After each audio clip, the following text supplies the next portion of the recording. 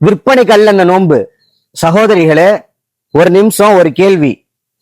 ஒரு துணி எடுக்க இல்லைன்னா ஊர் சுத்த, இதற்காகவா அல்லாஹ் நமக்கு நோன்புங்கிற அந்த ஒரு பரிசுத்தமான ஒரு வாய்ப்பை கொடுத்திருக்கான்? கை நல்லா இருக்கு, கால் நல்லா இருக்கு, உடம்பு ஆரோக்கியமா இருக்கு, உடம்புல எந்த குறையுமே இல்லை, உடம்பு நல்லா தெம்பா இருக்கு.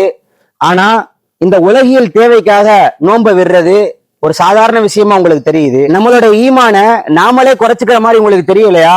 கொஞ்சம் சிந்திச்சு பாருங்க.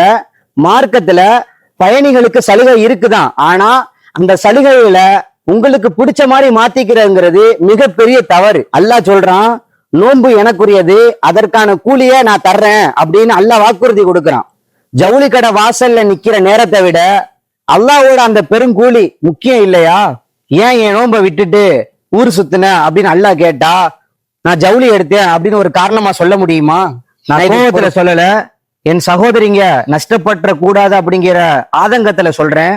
ஆரோக்கியமா இருக்கும் போது நோன்பை விடாதீங்க, அல்லாஹுக்காக நோன்பு பிடிங்க. இதுதான் நமக்கு நிலையான வெற்றி.